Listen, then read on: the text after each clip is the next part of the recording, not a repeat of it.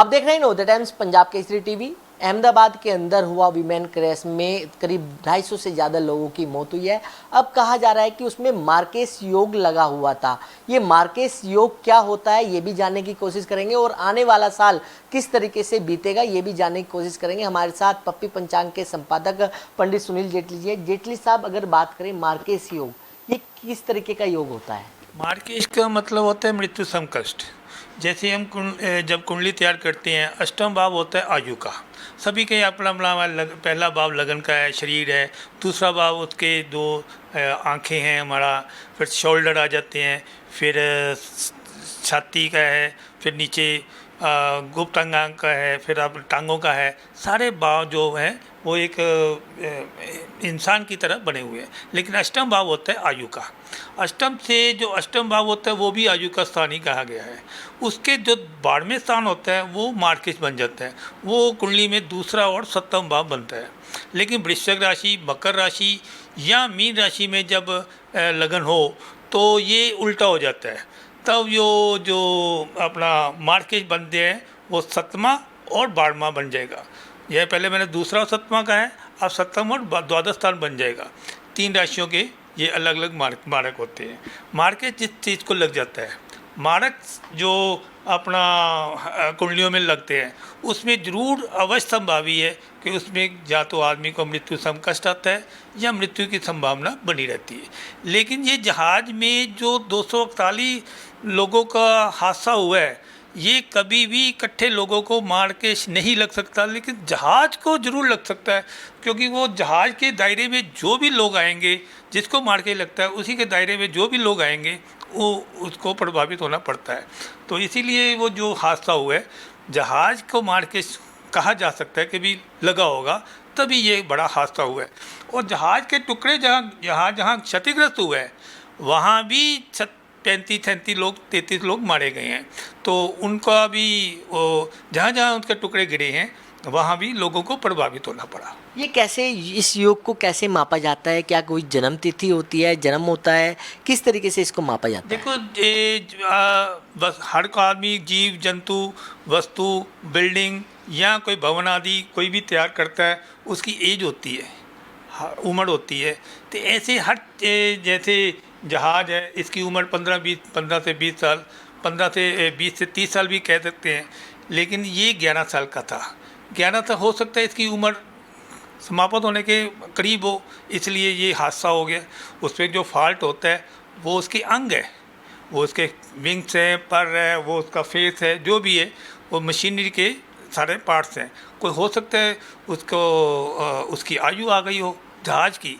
किसी की कोई गलती नहीं, अंदर में बैठे व्यक्तियों की कोई भी किसी को कोई आपस में नहीं लड़े, आपस में नहीं उलझे, या किसी ने कोई गलत चीज़ नहीं निगल ली जिसके कारण उनको हादसा सहना पड़ा। ये जहाज़ को कुछ मार्केस लगा हुआ था, इसलिए वो हादसा हुआ है। वहीं अगर बात करें आने वाले समय की, जिस तरीके से मार्च से अप्रैल से शुरू हुआ है नया संवत, अगर बात करें अब करीब 9 महीने बचे हैं, क्या लगता है कि आने वाला समय जो है वो किस तरीके का रहेगा? देखो, इस बार जो नया संवत चल रहा है उसमें सबसे पहले होता है कि भी वर्ष का राजा कौन है, मंत्री कौन है, सेनापति कौन है, बादलों का स्वामी कौन है, फलों का स्वामी कौन है। जो ग्रह इस समय तय 10 अधिकार होते हैं। 10 अधिकार में से 3 अधिकार सूरज को प्राप्त हुए। राजा भी सूरज है, मंत्री भी सूरज है, जिसके लिए शास्त्रों में लिखा है कि स्वयं राजा स्वयं मंत्री जयते यदि खेचरा। आप ही राजा होते हैं, आप ही मंत्री हो, तो जातक जो है डिक्टेटरशिप तानाशाही होता है, उसको कोई कहने वाला नहीं होता। तो इसलिए ये सूरज अग्निकारक है। आप देखते ही हैं कि इस साल जो अग्नि से बहुत ज़्यादा नुकसान होना हो तय है। तो काफ़ी अग्निकांड भी हुए हैं, और ये जो जहाज़ में भी है सारे शव अग्नि से ही, आपके सामने जो हादसा हुआ बड़ा भयानक हुआ। तो अग्नि से और भी नुकसान होने की संभावना है। लेकिन तीसरा है कि सूरज को बादलों का स्वामी नियुक्त कर दिया। बादलों का स्वामी होना है, वो भी आकाश से आना है। ये प्रकृति प्रकोप, मुझे तो आगे का समय थोड़ा कठिन परिस्थितियों वाला लग रहा है। किस तरीके की कठिन की बात कर रहे हैं आप? मैं ये कह रहा हूँ कि कहीं बाढ़ वगैरह या प्रकृति प्रकोप से बिजली का चमकना, बिजली का गिरना या पहाड़ी मुकाम पे कोई हादसे वगैरह ना हो जाए और बाढ़ की स्थिति की बनी रह सकती है, जिससे जनधन की हानि होगी। बाढ़ के साथ साथ और कोई नुकसान की अगर बात करें या कोई आपदा की बात करें और हाँ, कुदरती आपदा ये जुलाई, सितंबर और फरवरी 2026 में कोई इंडोनेशिया, चीन, जापान, पाकिस्तान, इंडोनेशिया और अमेरिका वगैरह में कोई और भारत में विनाशकारी भूकंप भी आ सकता है। थोड़ा इस पे सतर्क रहने की आवश्यकता है। तो या इनका कोई उपाय भी होता है या मतलब जो हो गया है या फिर मतलब और आपने बताया कि सूर्य ही प्रधान है, सूर्य ही महामंत्री है, वो कौन तय करता है अगर बात करें तो? वो जो पंचांग करता होगा वही तय करेगा कि कौन राजा बनेगा, कौन मंत्री बनेगा। मैं एक पंचांग करता होने के नाते ये आपको सबको बता सकता हूँ कि अगला राजा कौन होगा, अगला मंत्री कौन होगा, अगला सेनापति कौन होगा, सारा बता सकता हूँ।